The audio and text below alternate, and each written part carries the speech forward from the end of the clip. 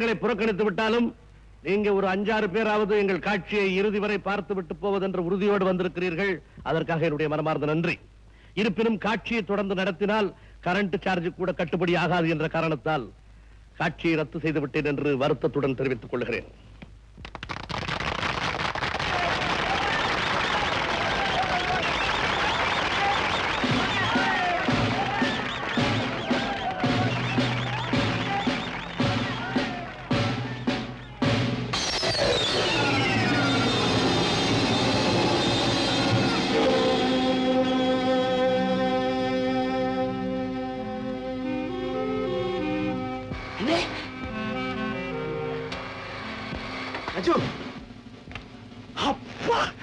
அண்ணனுக்கு நல்ல நேரம் தப்பிச்சுக்கிட்டாரு. ராஜுவுக்கு மட்டுமில்ல, இனிமே நம்ம எல்லாருக்குமே நல்ல நேரம் தான். அம்மா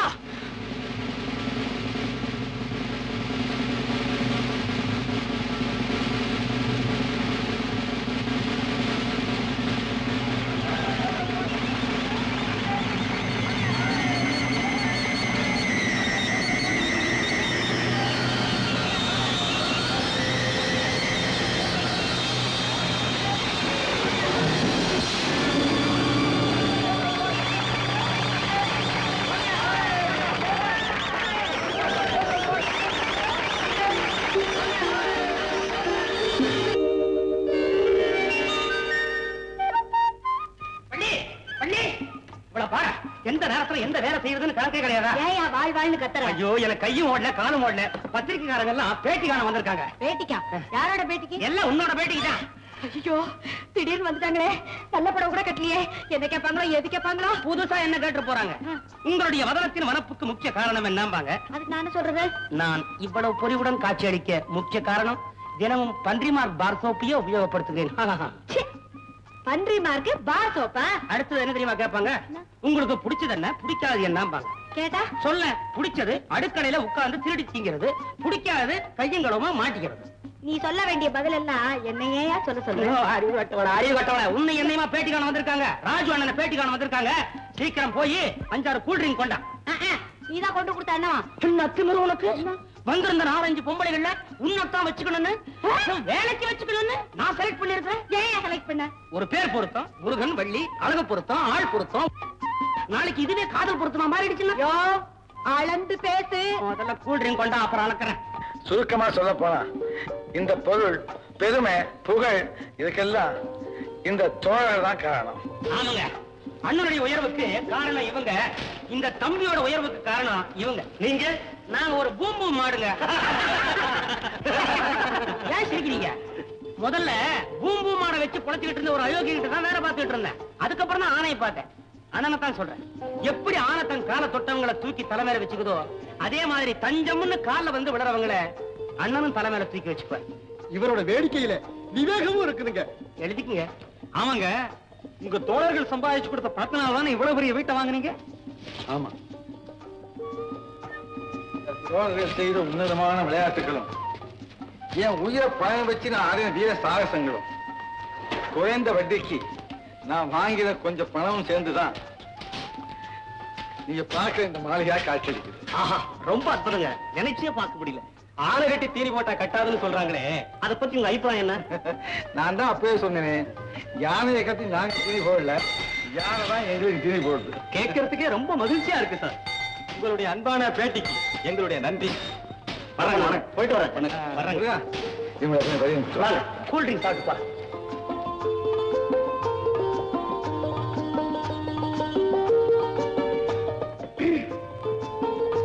ஐயா அவர்களுக்கு வணக்கம். வணக்கம். அம்மையார் அவர்களுக்கு என்ன வேண்டுமோ? பேட்டி. பேட்டியா?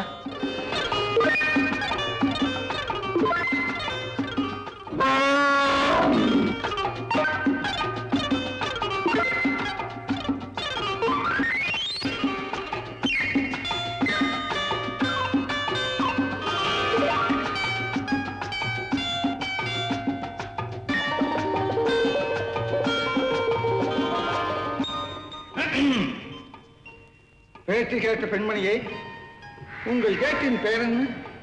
காதலித்தால் மட்டும் போதுமா? அதுதான் பத்திரிகையின் பெயர். காலை பத்திரிகையா மாலை பத்திரிகையா? கல்யாண பத்திரிகை. அடி சாக்கு என்னவா? சரி புறப்படு. எங்க? எங்கயா? அந்த ஆசிரியரை போய் பார்த்து வந்துருவோம். ஆசிரியரா? தெரியல, உங்க அப்பா. வா ராஜு, நில்லுங்க. உங்களை மதிக்காத உங்க வீட்டு வாசல மறுபடியும் மிதிக்கணுமா? ஏன் விஜயா, முதற்படி நம்ம 2 பேருக்கும் கல்யாணம் செய்து வைக்க வேண்டியவர் உங்க அப்பா தானே. வா வா விஜயா, வாமா வா. விஜயா, கல்மனசு படைச்சிட்ட தகப்பனை நீ பார்க்க வரமாட்ட, அதனால நானே வரலாம்னு தாமா புறப்பட்டேன். அப்பா, நான் மட்டும் வரல, நீங்க எதிர்பார்த்த அந்தஸ்தோட அவரும் வந்திருக்காரு.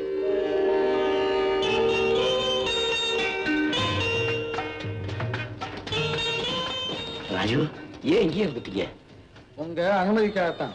ராஜு, ஒரு காலத்துல உங்களை வாசல்லையே திருப்பி அனுப்புற அந்த தர்மலிங்கம் இல்லைன்னா தைரியம் இல்லாம திரும்பி போன அந்த ராஜு இல்லைன்னா. சரி, எனக்கு வாங்க வாங்க.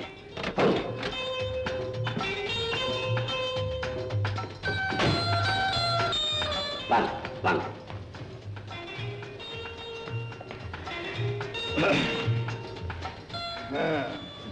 ராஜு, உங்க தன்மான உணர்ச்சியை நான் ரொம்பவும் பாராட்டப்பட வேண்டிய நீங்களாச்சே.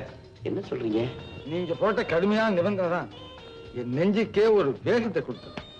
நீங்க 2 பேரும் என்ன மன்னிச்சிடுங்க. உங்களை சந்திச்சு பேசிட்டு வந்த பிறகு என் மனசுல பாசத்துக்கும் பணத்துக்கும் ஒரு போராட்டமே நடந்தது. அப்பவும் பாழா போன அந்த போரி கௌரவம் தான் ஜெயிச்சது. ஊராருடைய ஏச்சியும் பேச்சையும் தாங்க முடியாம நான் ஊரை விட்டே ஓடிட்டேன். ராஜி, உங்களை மருமகனா அடையறதுக்கு நான் ரொம்பவும் கொடுத்து வச்சிருக்கணும். நான் ரொம்பவும் கொடுத்து வச்சிருக்கணும். நீங்க தான் என்ன இன்னும் மருமகன் ஆக்கிக்கலையே. அதுக்கு உங்க அனுமதியை பெறத்தாப்பா வந்திருக்காரு. ராஜு, உங்க உயர்ந்த பண்புக்கு நான் தலை வணங்குறேன். சீக்கிரமா கல்யாணத்துக்கு ஏற்பாடு பண்றேன்.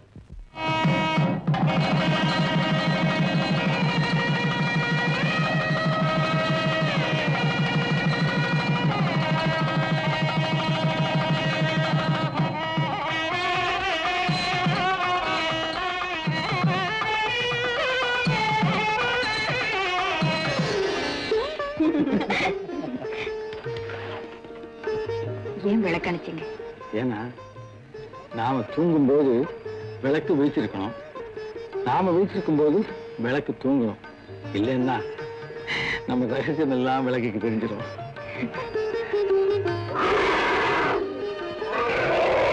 என்னங்க இது?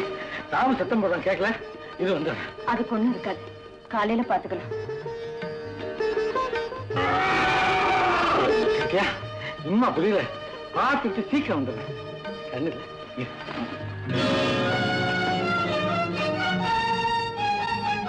முருகா, முருகா, என்ன ராமுக்கு என்னன்னு புரியலீங்க. முருகா, போய் டாக்டர் கொடுத்தோம். ராமு, ராமு.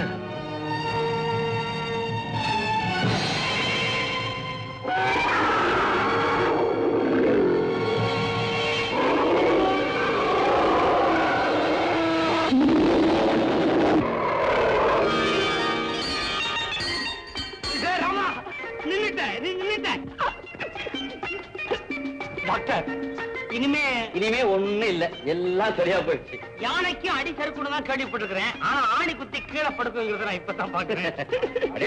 மணி 6 ஆயிடுச்சே. உங்களுக்கு ஓடுதா? நல்ல ஆளப்பாணி. அப்ப நான் வரட்டுங்களா? உங்களுக்கு ரொம்ப கஷ்டத்தை கொடுத்தேன் டாக்டர். அதெல்லாம் ஒண்ணும் இல்ல. அப்ப நான் போயிட்டு வரேங்க. வணக்கம்.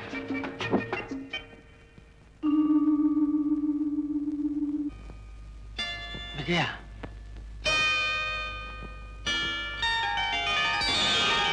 விஜயா, நீ இன்னும் தூங்கலையா? நான் கூட இன்னும் தூங்கவே இல்லை. ஐயோ பாவம், ராமும் துடியா துடிச்சு போயிட்டான் விஜயா. என்னன்னே கண்டுபிடிக்க முடியலையே. டாக்டர் கூட துணை போயிட்டாரு. காலத்தே ஏதாவது பார்த்தா சின்ன ஒரு ஆணி காலில் குத்து இருந்துச்சு. எப்படியோ அது துன்பத்தை தீர்த்துட்டோம்.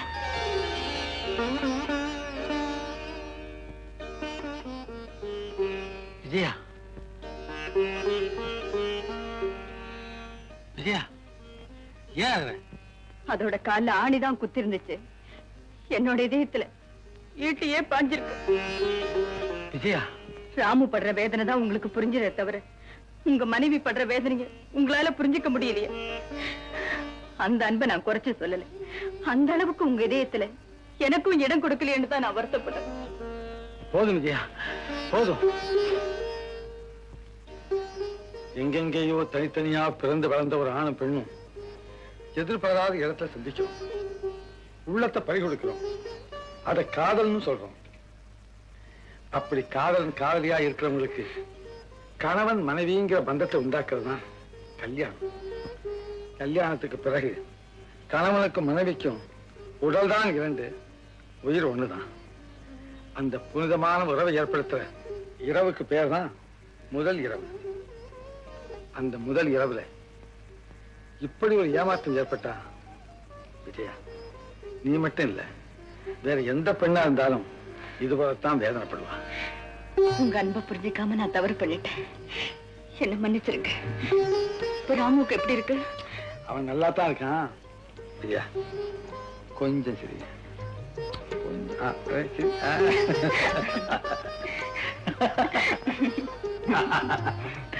அப்பா இப்ப சந்தோஷம் தானே? எங்க யாருடைய குறுக்கேடும் இல்லாத இன்பமயமான தனி இடத்துக்கு, புரியல, தேனிலவுக்கு.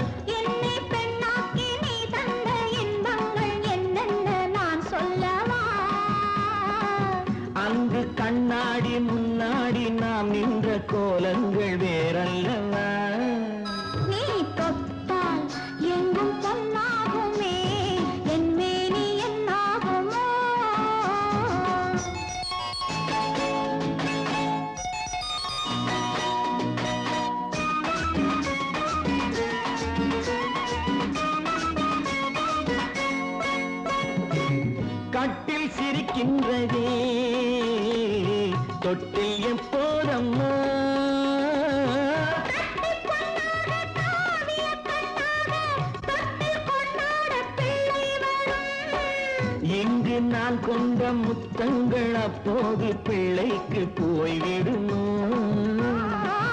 இந்த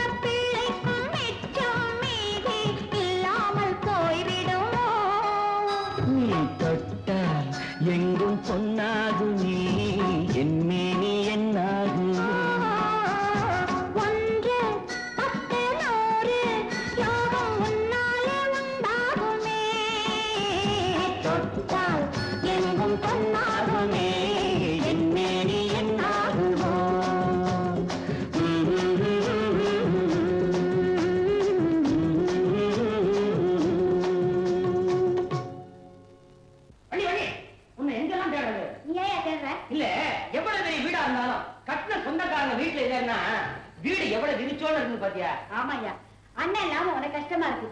அண்ணி இல்லாம எனக்கு கையே ஒடிஞ்ச மாதிரி இருக்கு. ஆக்கி போட்டு அவங்க சாப்பிட்ட மிச்ச மீதியே தின்னு பழகிட்டு இப்ப சமைச்ச உடனே சுட சுட சாப்பிடறதா இருந்தா இறங்கவே மாட்டேன்னுதியா. அண்ணன் இருக்கும் போது அவர் இருக்கிற தைரியத்துல யாரா இருந்தாலும் தூக்கி எறிஞ்சு தனவட்டா பேசிடுவேன். ஆனா இப்ப பேசவே பயமா இருக்குது. அவர் தான் பக்கத்துல இல்லையே, புத்திடுவானுங்களே. அது என்னத்துக்கு 4 மாசத்துக்கு தேங்கலவே தேனே திகட்டிடும் போல் இருக்க.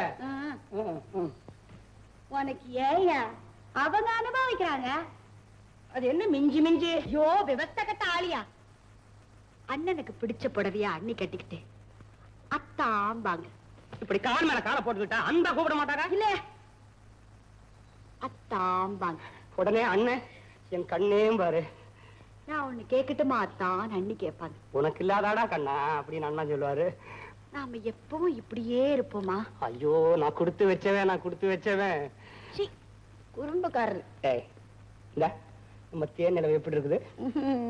ஏய் வெக்கத்தை வர்ற. ஏய் ஏய் வா.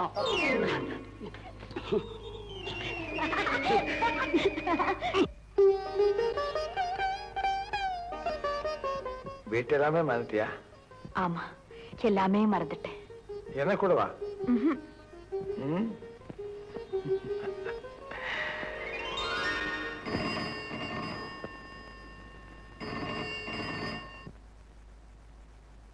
S, Raju speaking. அப்படியா? தேங்க்யூ. என்னங்க? ஒண்ணும் இல்லை விஜயா, பரமசிவம் மாஸ்டர் தந்தி கொடுத்துருக்காரு. ஏதோ முக்கியமான விஷயமா, உடனே புறப்பட்டு வரணுமா?